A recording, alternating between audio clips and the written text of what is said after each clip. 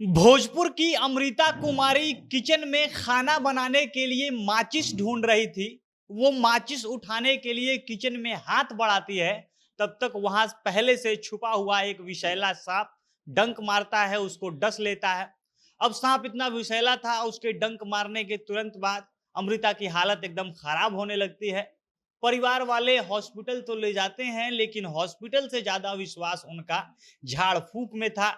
अब पता नहीं, हो सकता है कि वो झाड़-फूँक पहले ही करवाने में लेट करते हैं, उसके बाद हॉस्पिटल ले जाते हैं। लेकिन हॉस्पिटल में जाकर भी वो फ़ोन पर ओझा से झाड़-फूँक करवा रहे थे और झाड़-फूँक के चक्कर में जो अमृता कुमारी है, जो इंटर की छात्रा है, मात्र 16 वर्ष उम्र था, उसकी मौत हो जाती है।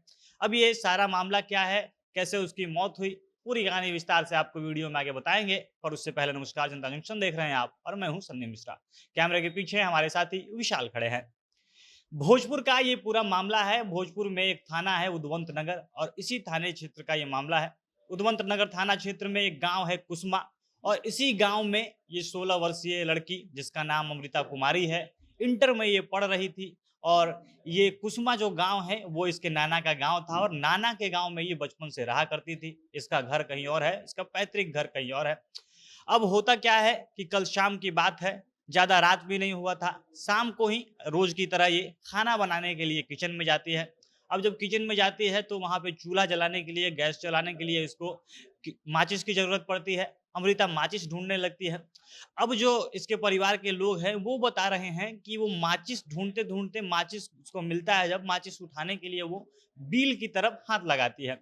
अब बिल मतलब जैसे अब गाँव में होता है कि किचन के दीवारों में खाँचा जैसा बना दिया जाता है, ऐसा ईंट निकाल कर जगह रखा जाता है जिसमें माचिस या कुछ सामान रखते हैं, या पता नहीं जब घर में जो मिट्टी का कोई बिल था उसमें रखा हुआ था सामान। लेकिन परिवार वाले बता रहे हैं कि किचन में जो बिल था उससे वो माचिस निकालने के लिए हाथ बढ़ाती है और वहाँ पहले से आकर एक सांप छुपा हुआ था, एक सांप बैठा हुआ था और जैसे माचिस उठाने के लिए अमृता हाथ बढ़ाती है तब तक वो डंक मारता है। अब सांप विषैला था, सांप के डंक मारने के बाद अमृता का हालत खराब होने लगा। अब यहाँ पे परिवार वालों से चूक होती है, हालाँकि इसके बाद वो लोग आरा सदर अस्पताल में अमृता को लेकर गए, लेकिन यहाँ पे ज़्यादा जानकारी तो स्पष्ट जानकारी नहीं मिल पा रही है, लेकिन शायद वो लोग झाड़-फूँक के चक्कर में पड़े थे क्योंकि ज वो लोग लगातार फ़ोन पर बने हुए थे और एक ओझा से बात कर रहे थे, वो जैसे-जैसे बता रहा था वो सारा काम कर रहे थे और हॉस्पिटल में जब ये बता दिया गया कि अमृता की मृत्यु हो गई है, वो यहाँ पे पहुँची तब तक वो मर चुकी थी, तो उसकी लाश को बिना पोस्टमार्टम कराए वो लोग वहाँ से फिर लेकर चले गए कहीं झाड़-फूँक कराने के लिए। उनको ये पता था, उनको ये विश्वास था, या जो उधर से तांत्रिक बात कर रहा था वो बता रहा था कि वो अभी भी ज़िंदा कर देगा, इसलिए हॉस्पिटल से उठाकर वो लोग लाश को लेके चले गए।